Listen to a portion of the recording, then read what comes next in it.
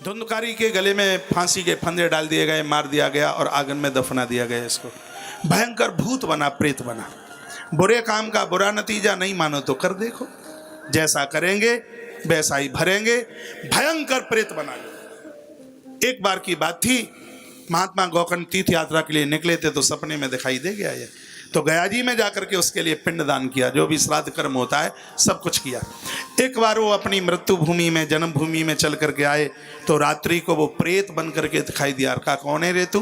कहने लगा अहम भ्राता त्वदीयोस्मि धुंधकारीति नामतः स्वकीये नैव दोषेण ब्रह्मत्वं नासितं मया। मम नामतः धुंधकारी थी। भैया मैं तुम्हारा भाई धुंधकारी हूँ, मैंने कुकर्म किया, मैंने गलत काम किए और मैं प्रेत बन गया हूँ, मेरा कल्याण कीजिएगा। तब कहा कि मैंने तुम्हारे लिए गया में 100 पिंडदान, मैंने तुम्हारे लिए गया में पिंडदान किया, क्या हुआ? गया श्राद्ध सतेनापि मुक्तिर्मेन भविष्यति। मेरे लिए तुम गया में सैकड़ों पिंडदान करो तो भी मेरा उद्धार नहीं हो पाएगा, क्योंकि मैंने बहुत खोटे कर्म किए हैं, मेरा कल्याण कीजिए। रात्रि निकली, सवेरा हुआ। बुद्धिमान लोगों को महात्मा गौकर्ण ने पूछा कि मेरे भाई का उद्धार आत्मकल्याण कैसे हो? कोई कुछ बता रहा था, कोई कुछ बता रहा था, लेकिन भगवान सूर्य प्रकट हुए। भगवान भास्कर ने कहा श्रीमद् भागवतान मुक्ति ही सप्ताह वाचनम कुरु। ऐसी श्रीमद् भागवत जी की कथा है जिसको सुनने से धुंधकारी का कल्याण हो जाएगा। मैं आग्रह पूर्वक निवेदन करना चाहूँगा, ये कथा आप अपने पूर्वजों के लिए सुनिए, अपने पुरखों के लिए सुनिए। हो सकता है कि कभी पूर्व में कोई ऐसी अनहोनी होनी हुई हो जो कल्याण को प्राप्त न हो पाए हों, और आपके माध्यम से भागवत की कथा सुन करके वो कल्याण को प्राप्त हो जाएंगे। क्योंकि भगवान सूर्यदेव कहते हैं जीव की मुक्ति के लिए भागवत से बढ़कर के साधन ही क्या है। लेकिन भागवत का अर्थ होता है भगवान का हो जाना।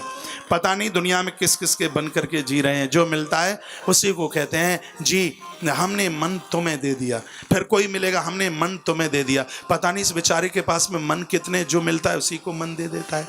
अरे भैया मनमोहन को दीजिए, तभी तो उसका नाम मनमोहन होगा। संसार स्वार्थी है, यहाँ तो जेही भैया जेही ते निज कछ स्वार्थ होई तेही पर ममता कर सब कोई। यहाँ तो जहाँ स्वार्थ सिद्ध होता है वहीं लोग स्नेह करते हैं। शादी सूदियों में भी जिनसे स्वार्थ सिद्ध होता है उनके घुटुअन घुटुअन आदर होते हैं।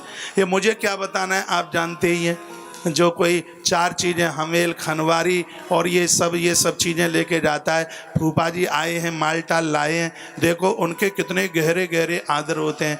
मामा पूरी साल आता है, उस बेचारे को कोई नहीं पूछता, और जब भतई बन के जाता है तो घोंटन घोंटन आदर होते हैं। क्योंकि संसार इतना स्वार्थी है। पता है इनको कि मामा जी आया मालटाल लाया, इसलिए गोस्वामी जी ने लिखा जेते निज कछ स्वार्थ होई तेही पर ममता कर सब कोई।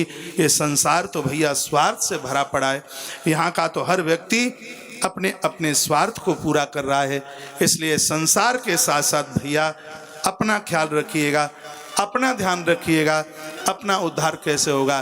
तो भागवत, भगवान सूर्य कहते हैं भागवत के बन जाओ आत्म कल्याण हो जाएगा। लेकिन भागवत का बन जाने का मतलब है भगवान के बन जाओ। अब तो तुलसी पहन लो, एकादशी कर लो, रोज भगवान को वंदन करो, प्रणाम करो, अब कम बोलो। जवानी में आप बहुत बोलते थे, आप में ऐसे ऐसे लोग भी बैठे हैं, जब तुम बोलते थे तब हम घर में घुस जाते थे। हाँ, हम कहते भागो भागो भागो भागो भागो। क्यों भागो? मुँह छनवाए बाबा आए तासों भागो। है? समय है, एक आवाज देते थे, एक आवाज देते थे। अब मुँह छनवाए तो बहुत है गांव में, तो कोई एक ही आदमी अपने ऊपर मन ले लीजिए। भैया एक समय ऐसा था, आप आवाज लगाते थे पूरा गांव मोहल्ला नीचे तक गोड़ाई के मेड़े तक दौड़े चले आवते आपकी एक आवाज में। लेकिन आज तो घर को बेटा ना नाती ना बोले, का बूढ़ो डुकरा तो खुल्लू कुल कत्तू ही रहे। अब नहीं चलेगी भैया, वो समय निकल गया है। अब तो बस जाई विधि राखे राम ताई विधि रही हो। जैसे भगवान अब रखना चाहते हैं, बस उन्हीं के चरणों का सहारा लेकर के तभी कल्याण होगा। भव सागर के कुएं से निकालने के लिए उसका नाम ही कांटा है। आपको ध्यान है का? बड़े कुएं में जब बाल्टी गिर जाती, डोल गिर जातो, तो रस्सी में कांटो बांध के फाइयों घुमावते जो जोतते कुआ में। काहे गो लेज टूट गई, डोल बांटी कुआ में गिर गयो है, सो कांटो कुआ में डारो है भाई निकारे के काजे। भाइयों ऐसे घुमावते तो कांटे के आंकड़े में बाल्टी फंस जाती और रस्सी के माध्यम से उसको बाहर निकाल लिया जाता। संसार भी एक कुएं की तरह है, परमात्मा का नाम उस कांटे की तरह है। कृष्ण के ऊपर जो घुंडी चढ़ी है, बाकी आकृति वैसी है जैसे बाद समय में कांटे के अंटे की ऐसी जो आकृति होती, बिल्कुल वैसी ही थी। अपनी बुद्धि की रस्सी पर परमात्मा के नाम रूपी कांटे का स्पर्श करते रहिए, भव सागर के कुएं से हम सुरक्षित निकल आएंगे, भव सागर से पार हो जाएंगे। उस परमात्मा के बिना तो उद्धार हो ही नहीं सकता, कल्याण कभी भी नहीं हो सकता। आपको गुरुमंत्र में कोई भी मंत्र मिला हो, सुबह जागे तो कृपया प्रभु राम का नाम जरूर लें। एक ऐसा नाम राम का है जिसके ऊपर ओम लगाने की जरूरत नहीं पड़ती, और जितने भी नाम हैं सबके ऊपर ओम लगाओगे तभी वो फलीभूत होंगे। और आनंद की बात और एक सुन लो, जो राम का नाम लेंगे, हनुमान को वरदान मिला है, वह हनुमान रक्षा के लिए खड़े रहेंगे। इसलिए सुबह ही सुबह राम का नाम लो। राम का नाम लोगे, हनुमान जी 1 मिनट भी छोड़ के नहीं जाएंगे। 1-2 मिनट की कथा सुन लो, उसके बाद में आरती होती है। बात उस समय की थी, राम जी का वनवास पूरा हुआ, राम अयोध्या के मालिक बन गए। काशी का राजा जिसका नाम था सुकंठ, सुकंठ राम जी का दर्शन करने को चले तो रास्ते में नारद जी मिल गए। और नारद जी मिले तो कुछ न कुछ तो गड़बड़ी होगी ही। नारद जी मिले, सुकंठ ने प्रणाम किया। नारद जी ने पूछा, लल्लू कहाँ जा रहे हो? सुकंठ ने कहा, प्रभु का वनवास पूरा हुआ, भगवान आए हैं, उनको चरण छूंगा, वंदन करूंगा, प्रणाम करूंगा, आरती उतारूंगा। नारद जी ने कहा, अच्छा। नारद जी बोले, राम जी को प्रणाम करोगे तो हम वशिष्ठ जी बैठे होंगे उनको भी प्रणाम करोगे? कहा उनको भी करेंगे। माता जी बैठी होंगे उनको भी प्रणाम करोगे? कहा उनको भी करेंगे। उनके अनुज बैठे होंगे उनको भी प्रणाम करोगे? कहा उनको भी करेंगे। तो फिर वहाँ विश्वामित्र जी बैठे होंगे तो क्या उनको भी प्रणाम करोगे?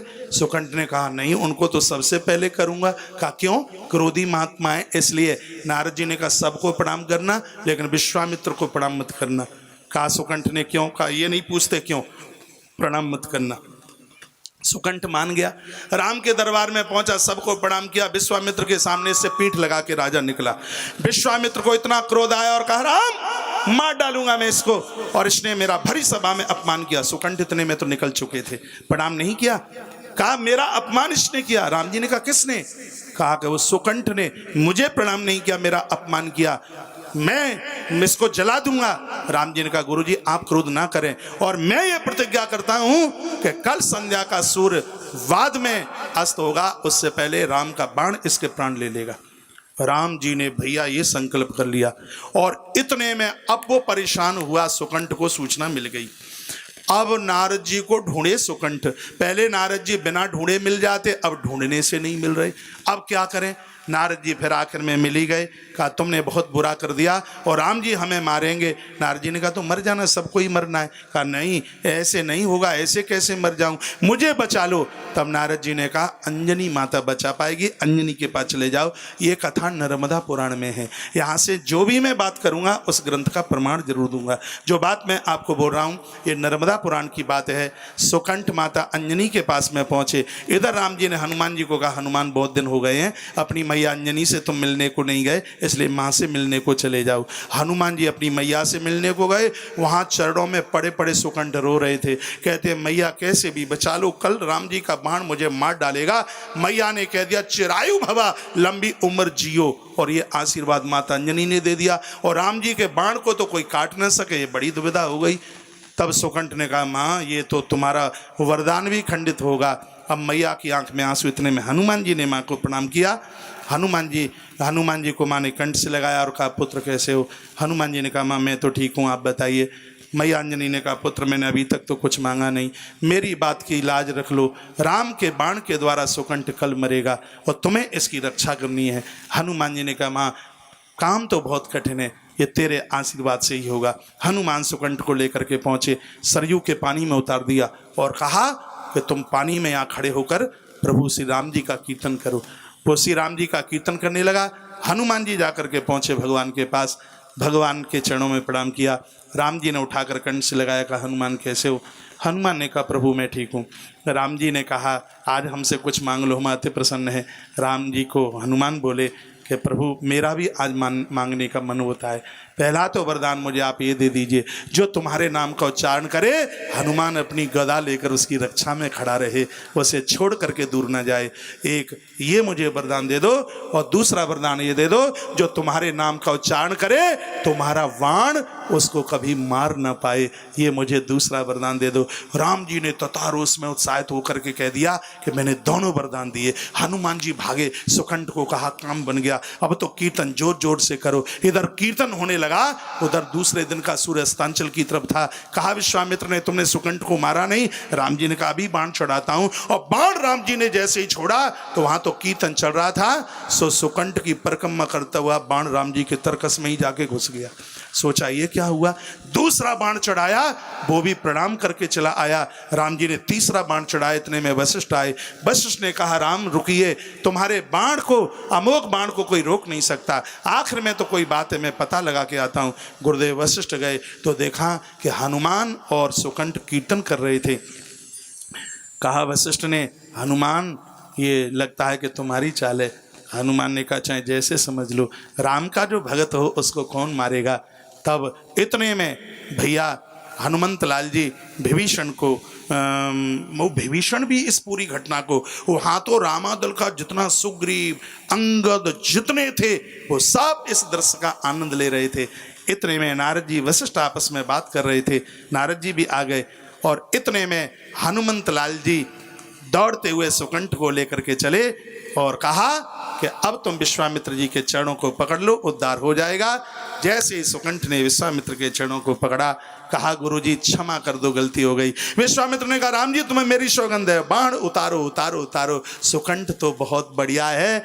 और उस समय मेरे प्रभु श्री राम जी ने हनुमान को जो वरदान दिया, जो मेरा नाम लेगा हनुमान उसकी रक्षा में खड़ा रहेगा, जो राम का नाम लेगा मौत भी उसको छू नहीं पाएगी। इसलिए एक बार आग्रह पूर्वक फिर निवेदन करूंगा, गुरु मंत्र में आप कोई भी मंत्र जपते हों, प्रातः जब आप बिस्तर छोड़ते हैं तो प्रभु राम का नाम लेकर के ही अपना बिस्तर छोड़िए। राम के बिना कल्याण नहीं है, नहीं है, राम के बिना कल्याण नहीं है। अहम भ्राता त्वदीयोस्मि धुंधकारीत नामता स्वकीय नैव दोषेण ब्रह्मत्वम नाशतम मया। इसने कहा मैंने अपने ही दोष की वजह से अपने जीवन को खत्म कर लिया है, कैसे भी मेरा उद्धार कीजिए। सूर्य भगवान ने कहा था श्रीमद् भागवत जी की कथा सुना दो। वांसों के वन में भागवत का आयोजन हुआ।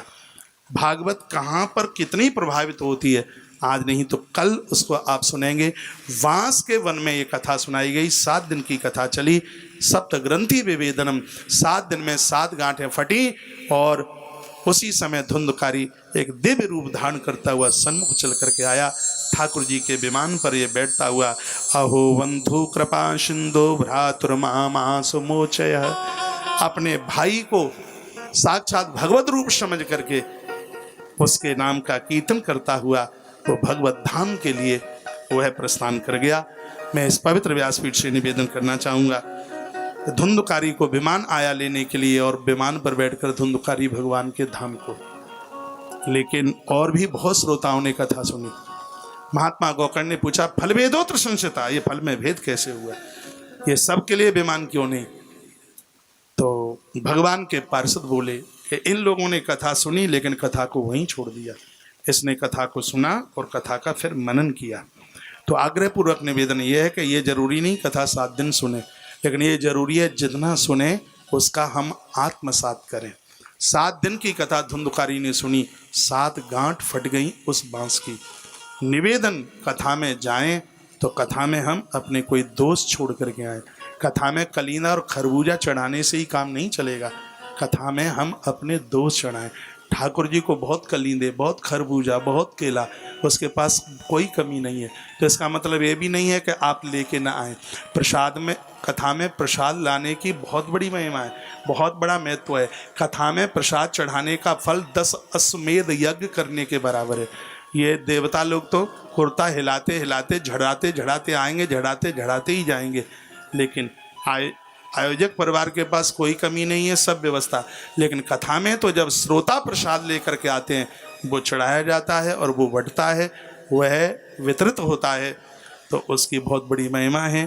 प्रसाद भी यहाँ आकर के चढ़ाएं और साथ साथ अपने जीवन के दोष भी आके चढ़ाएं।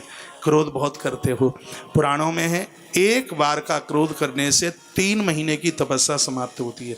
क्रोध व्यक्ति को बेहोश करके मानव से दानव बना देता है। जैसे आकाश की बूंदों के द्वारा धूल समाप्त हो जाती है, क्रोध के द्वारा पुण्य ऐसे ही छीड़ हो जाते हैं। जहाँ तक बचा जाए 3 दोषों से बचिए, काम, क्रोध और लोभ। माता मंदोदरी ने इन तीनों को नरक का दरवाजा कहा। नाथ नरक के पंथ, ये नरक के दरवाजे हैं, तीनों से बचने की कोशिश करें। एक बार फिर कहूँगा, आज आपने जो कथा सुनी है, सच्चिदानंद भगवान सच्चिदानंद में हैं, राधा कृष्ण ही इस भागवत के अधिष्ठाता हैं। नैमिषारण्य की महिमा आपने सुनी है। आपने मंदिरों में दिए जलते दिखे होंगे, लेकिन नैमिषारण्य में वृक्ष के ऊपर दिए जलते हैं। नीमसार की यात्रा अपने जीवन में जरूर करना। पूरी दुनिया का इकलौता तीर्थ है जहाँ संपूर्ण पुराणों की कथा कही गई है, उसकी महिमा आपने सुनी। वृंदावन का महात्म्य और श्रीमद् भागवत जी की महिमा आपने आज की कथा में सुनी है। माता पिता की महिमा, माता पिता को दुखित करने वाले लोग, उनका संपूर्ण भाग्य उसी समय जमीन पर लोटपोट हो जाता है।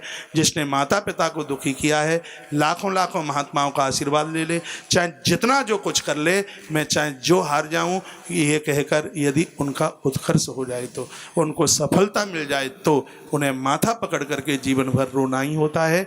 जो माँ बाबू जी का अपमान करते हैं, माता पिता भगवान नहीं हैं, ये भगवान से ऊपर हैं। जिनको माँ बाबू जी दुनिया छोड़ के चले गए हैं, श्रद्धा से उनको नमित होइए, उन्हें वंदन कीजिए, उन्हें प्रणाम कीजिए। माँ बाबू जी की कृपा के द्वारा परिवार दिन दूना रात्रि चौगने के रूप में उभरता है। कथा भागवत की सुनाई जाए, माता पिता को लाते मिले, उनको धक्के मुक्के मिले। ऐसी कथाओं से कोई भी उन कथाओं का महत्व नहीं है। नारी का परम धर्म है सासू ससुर की सेवा करना, उसका धर्म है पति की सेवा करना। ऐसी देवी घर को वैकुंठ बना देती हैं। जिन घरों में देवियां सास ससुर का आदर नहीं करती, उन्हें संपूर्ण तीर्थ यात्रा का कोई भी फल प्राप्त नहीं होता। आज की कथा में आपने ये सुना, गया जी का महात्म्य सुना, तीर्थों की यात्रा सुनी, और आज की कथा में आपने सुना अहंकार और मोह से बचिए और 2 चीज़ों को स्वीकार कीजिए, सेवा कथा रसम हो नितराम पिबत्तम। एक है भगवान की कथा और एक है बुजुर्गों की सेवा। ये आज की कथा का ये सार है। 2 श्लोकों में महात्मा गोकर्ण ने संपूर्ण कथा का सार बताया और अंत में श्रीमद् भागवत जी ने धुंधुकारी जैसे आताताई को भी उद्धार कर दिया। ये कथा सुनी आपने। और आज की कथा में आपने सुना, गोकर्ण जैसे महापुरुषों का संग करोगे तो आत्मदेव के लिए भगवान का गरुण लेने के लिए आएगा, और धुंधुकारी जैसे लोगों का साथ करोगे तो महाराज नरकों का कुआं ही है और कुछ भी नहीं है, व्यक्ति की दुर्गति हो जाएगी। आज की कथा को यहीं विराम। आप सभी को प्रणाम।